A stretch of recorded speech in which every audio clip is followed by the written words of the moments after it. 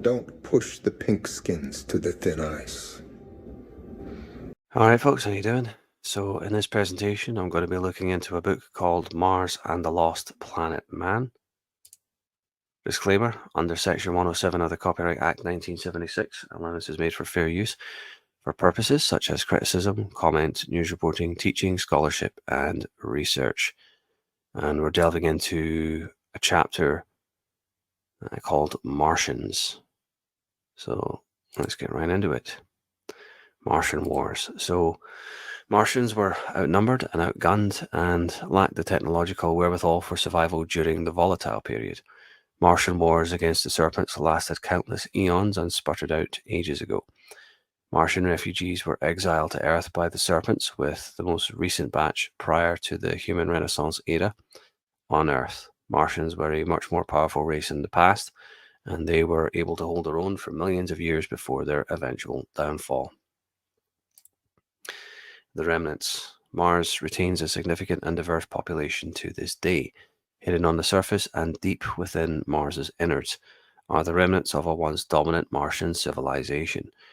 Martians continue to occupy near and distant orbits around Mars on spacefaring vessels for quick getaways. Martians remain subservient to various reptilian races. Present-day humans. So present-day humans are unaware or vaguely aware of Martian life and the extent of life throughout the star system. Populations of various creatures and beings on planets, moons, and the billions of space cities remains robust in this system.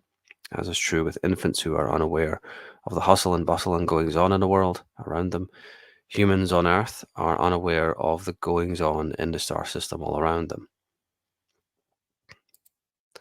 Human-Martian hybrids. Post-destruction of man and two of its moons, Serpents directed their wrath on Mars, sparing the planet but killing off large parcels of human-Martian hybrids which were inhabitants of Mars. Before the destruction of man, a number of humans had been taken to Mars by Martians to create a diverse Martian race that had human attributes. Sounds familiar if you watch Star Trek. Martians intended to use the human-Martian hybrids to create and expand Martian colonies on Earth.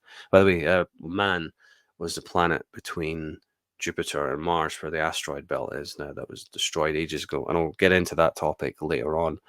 That's something I'm going to cover down the line. It was known by other names as well, like Tiamat and Lucifer, and it was like the second sun and all the rest, but that's why that asteroid field is there between Mars and Jupiter. It was a planet that used to exist in the past, but it's not there now. Spared by the gods. Serpents enslaved the Martians that had survived the brutal attack on Mars and most of its space colonies, an assault that simultaneously destroyed every Martian city on the planet and most of the Martian colonies off the planet in a single blow. So just like that, gone. Earth experienced a similar cleansing to make way for a portion of the surviving humans from planet Man, spared by the gods for the reason of seeding Earth.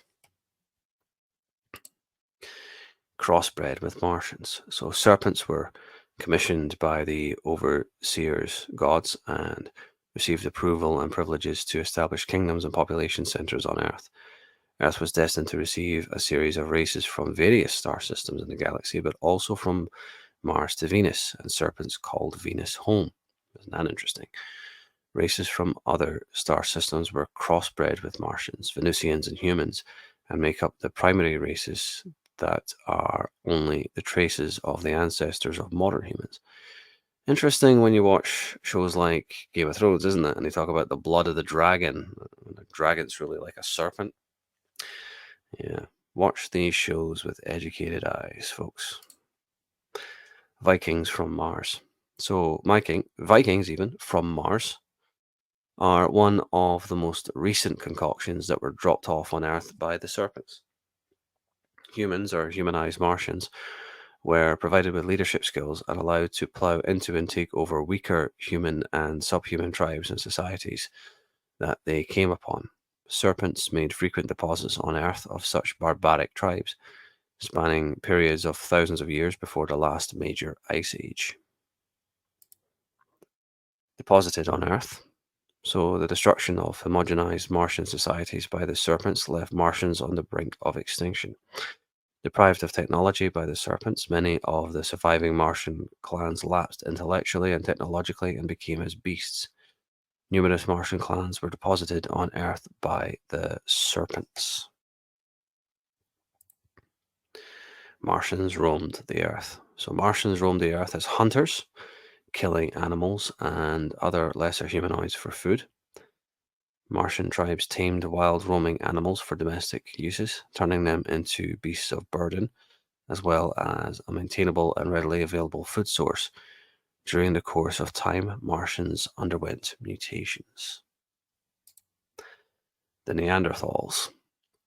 Serpents were granted access to higher knowledge and given increased technological abilities to manage the Neanderthals or Martians. So apparently that's what the Neanderthals actually were. They were Martians, according to author Lou Bolden, and to homogenize Homo sapiens from the stock of refugees from planet Man and mating them with various races.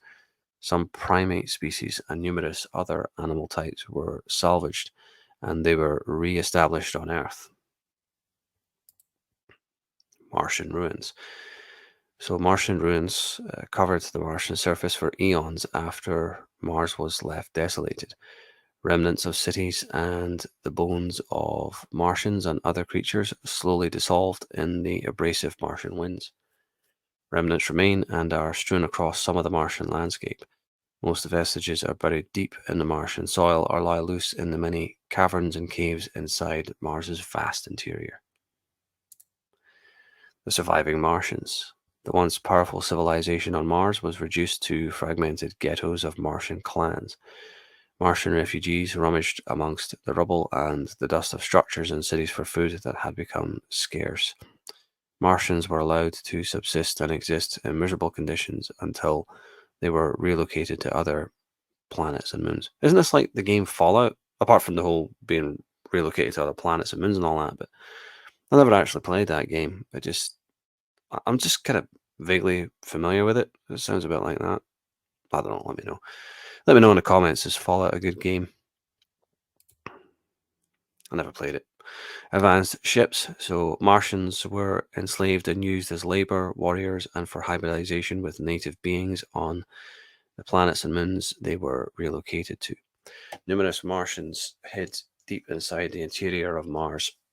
Martians who were away from the planet and away from the Martian colonies when the serpents attacked retained some autonomy along with their mental faculties and skills.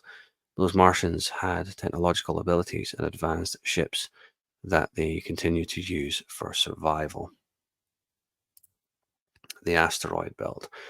A few Martians found refuge at the other edges of the star system inside large chunks of rocks, the remnants of destroyed planets and moons that make up a massive halo encircling the star system. Hundreds of thousands of intact planetoids and moons on the outskirts of the star system. Martians also hid among and found refuge on the remains of planet Man and the moons that now make up the asteroid belt. Again, I'll go into the planet Man in the future down the road. Excuse me. Martian survivors reside on most of the inner planets and moons in the star system. Martians foraged in the scrub of ancient forests that once covered Mars and scavenged materials from the ruined Martian cities to build surface and underground habitats, which reminded me of Star Trek II, The Wrath of Khan, City Alpha 5 with Khan Noonien Singh. Select breeds of young Martians with compatible genes to humans were culled from villages and taken to Earth to populate and intermix with why does he use the word culled? That's not what that word means. Yesterday I was ranting about authors changing the spelling of words, but Lou Bolden, that's a very odd choice of words. It's like David Icke with the word fantastic. It was a fantastic cataclysm. It was a fantastic disaster and all this. I'm like, David, do you know what the word fantastic means? There's no such thing as a fantastic disaster. And here's Lou Bolden doing largely the same thing. Cull. To cull means to slaughter. Usually it means to slaughter animals. Like, I don't know if there's an outbreak of mad cow disease or something like that. You count all the animals that have mad cow disease so it doesn't spread amongst the human population. Or if there's an outbreak of swine flu, you cull all the pigs. Cull does not mean what he seems to think it means. What he's saying here is that Martians, young Martians, were picked up or selected or maybe even kidnapped. But that is not the right word to use.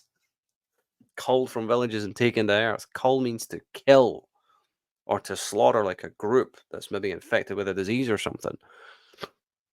Anyway, very strange choice of words there. Like, I don't know. I mean, is English difficult for these authors or something? The smelting of iron, periodic and sequentially throughout the centuries on Earth, Martians were dropped off and turned loose to ravage and vanquish plague-ridden races in the regions they were given as an inheritance. Martians subsequently introduced the smelting of iron to humans through the conquering of human cities and societies. And just reminds me also of the Dunlingdons in Lord of the Rings. We talk about like getting set loose on populations, just told to just go kill them all, basically. The Iron Age. So the Iron Age was only a reintroduction of iron to the planet Earth.